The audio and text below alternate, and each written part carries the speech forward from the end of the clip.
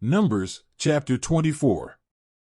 The Lord said to Moses, "Take vengeance on the Midianites for the Israelites. After that, you will be gathered to your people." So Moses said to the people, "Arm some of your men to go to war against the Midianites so that they may carry out the Lord's vengeance on them. Send into battle 1,000 men from each of the tribes of Israel." So 12,000 men armed for battle, 1,000 from each tribe, were supplied from the clans of Israel. Moses sent them into battle, 1,000 from each tribe, along with Phinehas son of Eleazar, the priest, who took with him articles from the sanctuary and the trumpets for signaling. They fought against Midian, as the Lord commanded Moses, and killed every man. Among their victims were Evi, Rechem, Zur, Hur, and Reba, the 5 kings of Midian. They also killed Balaam son of Beer with the sword. The Israelites captured the Midianite women and children and took all the Midianite herds, flocks, and goods as plunder. They burned all the towns where the Midianites had settled, as well as all their camps.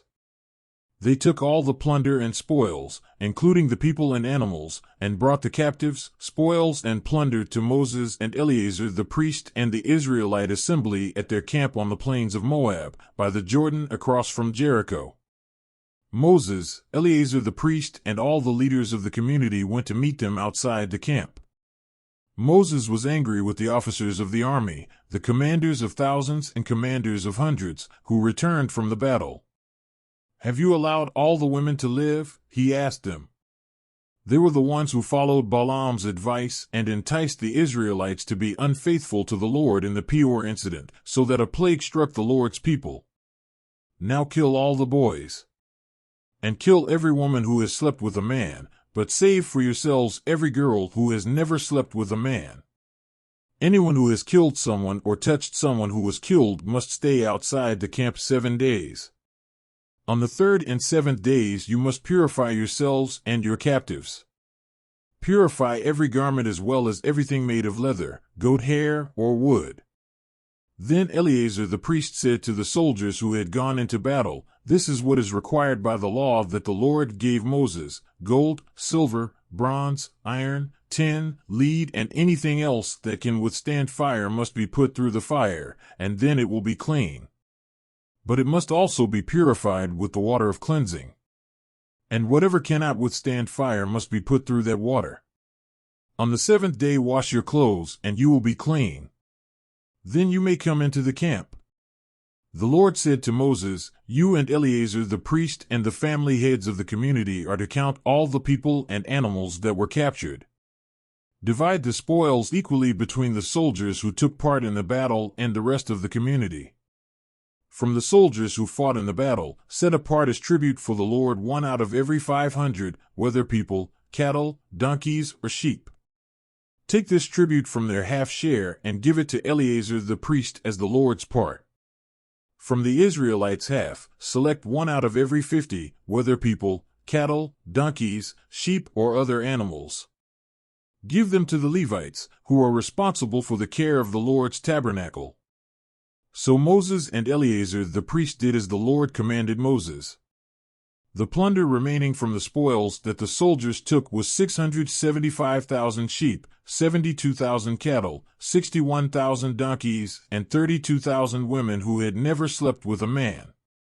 The half share of those who fought in the battle was 337,500 sheep, of which the tribute for the Lord was 675. 36,000 cattle, of which the tribute for the Lord was 72. 30,500 donkeys, of which the tribute for the Lord was 61.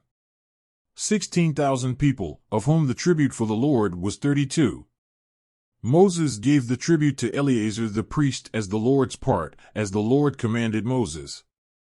The half belonging to the Israelites, which Moses set apart from that of the fighting men, the community's half, was 337,500 sheep, 36,000 cattle, 30,500 donkeys, and 16,000 people.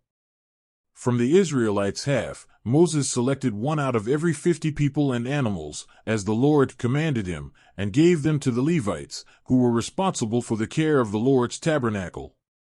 Then the officers who were over the units of the army, the commanders of thousands and commanders of hundreds, went to Moses and said to him, "Your servants have counted the soldiers under our command, and not one is missing. So we have brought as an offering to the Lord the gold articles each of us acquired, armlets, bracelets, signet rings, earrings, and necklaces, to make atonement for ourselves before the Lord." Moses and Eleazar the priest accepted from them the gold, all the crafted articles. All the gold from the commanders of thousands and commanders of hundreds that Moses and Eleazar presented as a gift to the Lord weighed 16,750 shekels. Each soldier had taken plunder for himself. Moses and Eleazar the priest accepted the gold from the commanders of thousands and commanders of hundreds and brought it into the tent of meeting as a memorial for the Israelites before the Lord. Numbers, chapter 32. The Reubenites and Gadites, who had very large herds and flocks, saw that the lands of Jazer and Gilead were suitable for livestock. So they came to Moses and Eleazar the priest and to the leaders of the community, and said, "Ataroth, Dibon, Jazer, Nimrah, Heshbon, Elili, Sebum, Nebo, and Beon, the land the Lord subdued before the people of Israel, are suitable for livestock, and your servants have livestock.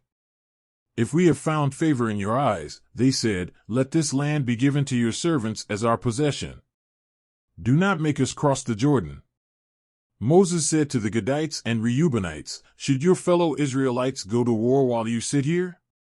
Why do you discourage the Israelites from crossing over into the land the Lord has given them?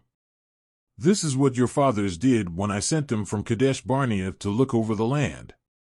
After they went up to the valley of Eshcol and viewed the land, they discouraged the Israelites from entering the land the Lord had given them.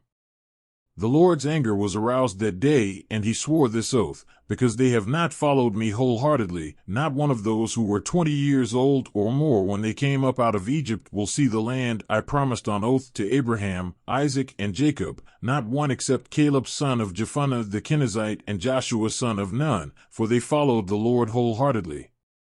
The Lord's anger burned against Israel, and he made them wander in the wilderness 40 years, until the whole generation of those who had done evil in his sight was gone. And here you are, a brood of sinners, standing in the place of your fathers, and making the Lord even more angry with Israel. If you turn away from following him, he will again leave all this people in the wilderness, and you will be the cause of their destruction." Then they came up to him and said, "We would like to build pens here for our livestock and cities for our women and children. But we will arm ourselves for battle and go ahead of the Israelites until we have brought them to their place. Meanwhile our women and children will live in fortified cities, for protection from the inhabitants of the land. We will not return to our homes until each of the Israelites has received their inheritance. We will not receive any inheritance with them on the other side of the Jordan, because our inheritance has come to us on the east side of the Jordan." Then Moses said to them, "If you will do this, if you will arm yourselves before the Lord for battle, and if all of you who are armed cross over the Jordan before the Lord until he has driven his enemies out before him, then when the land is subdued before the Lord, you may return and be free from your obligation to the Lord and to Israel. And this land will be your possession before the Lord.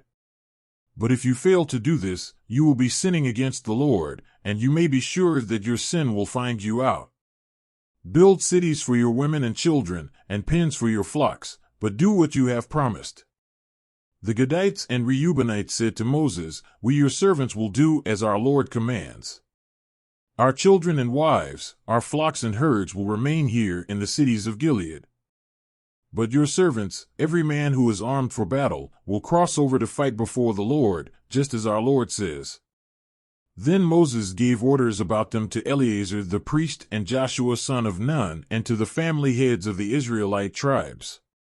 He said to them, "If the Gadites and Reubenites, every man armed for battle, cross over the Jordan with you before the Lord, then when the land is subdued before you, you must give them the land of Gilead as their possession.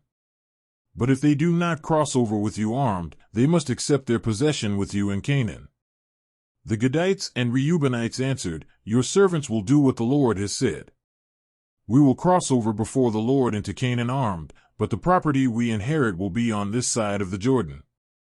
Then Moses gave to the Gadites, the Reubenites, and the half-tribe of Manasseh son of Joseph the kingdom of Sihon king of the Amorites and the kingdom of Og king of Bashan, the whole land with its cities and the territory around them. The Gadites built up Dibon, Ataroth, Aroer, Atroth-Shaphan, Jazer, Jogbeah, Beth-Nimrah, and Beth-Haran as fortified cities, and built pens for their flocks. And the Reubenites rebuilt Heshbon, Elili, and Kiriathaim, as well as Nebo and Baal-meon. These names were changed, and Sibmah. They gave names to the cities they rebuilt. The descendants of Machir son of Manasseh went to Gilead, captured it, and drove out the Amorites who were there. So Moses gave Gilead to the Machirites, the descendants of Manasseh, and they settled there. Jair, a descendant of Manasseh, captured their settlements and called them Havoth-Jair. And Nobah captured Kenath and its surrounding settlements and called it Nobah after himself.